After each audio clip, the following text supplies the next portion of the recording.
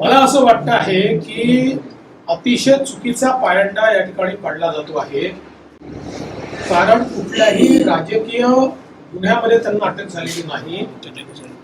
या ठिकाणी टेरर फंडिंगशी संबंधित असलेल्या गुन्ह्यामध्ये त्यांना अटक झालेली आहे.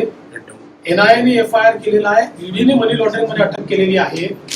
अशा परिस्थितीमध्ये एक मंत्री हे जर राजीनामा देणार नसतील आणि सरकार म्हणणार असेल की आमचे मंत्री राजीनामा देणार नाही, तर एक कॉन्स्टिट्यूशनल परिस्थिती या ठिकाणी संवैधानिक परिस्थिती तयार होती आहे.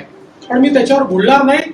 मी एवढंच सांगेन की देशामध्ये याचा अतिशय चुकीचा संदेश जाईल कि दाऊद सोबत व्यवहार करणाऱ्यांना वाचवण्याकरता अख्खं सरकार उभं राहील. हिंदी में बताएं कि आपने कहा ये क्या दस्तावेज आपने ईडी को प्रोवाइड किया था. कुछ समय पहले आपने एक प्रेस कॉन्फ्रेंस लेके कहा था कि बहुत बड़ा विस्फोट होने वाला है, क्या यही है?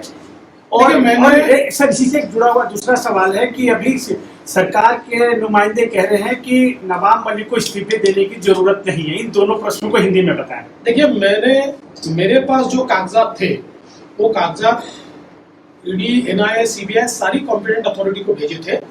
उसके बाद तफ्तीश उनकी हुई और जैसा कि आज ED के वकीलों ने कोर्ट में बताया कि दाऊद से संबंधित केस के मामले में 9 जगह पर उन्होंने छापे मारे और उसके बाद ये सारी कड़ियां ये जुड़ी है. तो मुझे लगता है कि ये कोई अचानक तैयार हुआ केस नहीं है. सारी कड़ियां जोड़ने के बाद जब ये ध्यान में आया कि इस प्रकार से टेरर फंडिंग हुआ है तो उसके ऊपर ये कार्रवाई की गई है. और जहां तक मंत्री इस्तीफा नहीं देंगे ये सरकार ने ली हुई भूमिका है, मुझे इस बात का बहुत दुख है. राजनीति का स्तर अगर इतना गिरेगा तो इससे बहुत एक बैड प्रेसिडेंट हम लोग क्रिएट करेंगे कि दाऊद जैसे देश के दुश्मन को मदद जिनके माध्यम से हुई उनको बचाने के लिए और उनका मंत्री पद बचाने के लिए पूरी सरकार उनके पीछे खड़ी है. मुझे लगता है कि इसका देश को जवाब इस सरकार को देना पडेल. संजय राऊत म्हणाले की एका प्रकारे अफजल खानने पाठीवर वार करण्यासारखा आहे आणि खरा हिंदुत्व अशा गोष्टींसोबत लढण्यामध्ये आहे. असं आहे की संजय राऊत अलीकडच्या काळात जी भाषा वापरतात, ते जे काही बोलतात, त्यांना उत्तर देणं माझ्या स्तरात बसत. ज्या स्तराचं त्यांचं बोलणं आहे ना त्या स्तराचे लोक त्यांना उत्तर देतात. नवाब मलिक के बारे में यूपी तक बात पहुंच गई. अखिलेश यादव ने कहा कि भारतीय जनता पार्टी जब बौखलाती है तो झूठे गवाहों को खड़ा करके झूठे आरोपों को लेकर जांच एजेंसियों को सामने लाती है.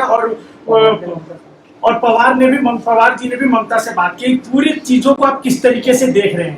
पहली बात तो मैं आपको बता देना चाहता हूँ कि ये बौखलाहट बोल रही है क्योंकि ऐसे मामले में उनके लोग आज पकड़े गए हैं कि जिसमें देश के साथ धोखा हुआ और इसलिए उनकी बौखलाहट बोल रही है. और जहां तक झूठे गवाह वगैरह ये सारी चीजें जो कही जा रही है, कुछ दिनों में मैं खुलासा करने वाला हूँ.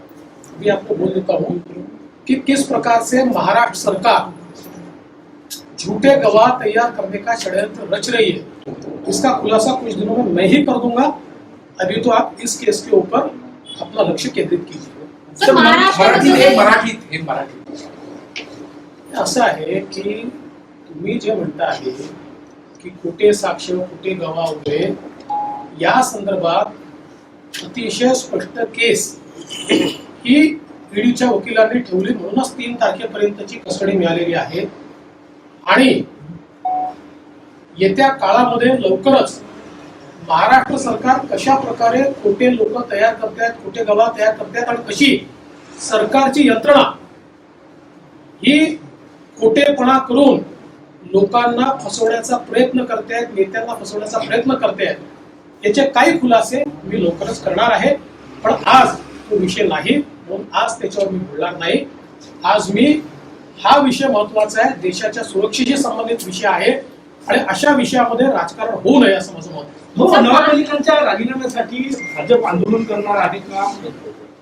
असं आहे की भारतीय जनता पक्षाचं तर मत हे आहे की आम्हाला राजीनामा मागायची वेळच यायला नको.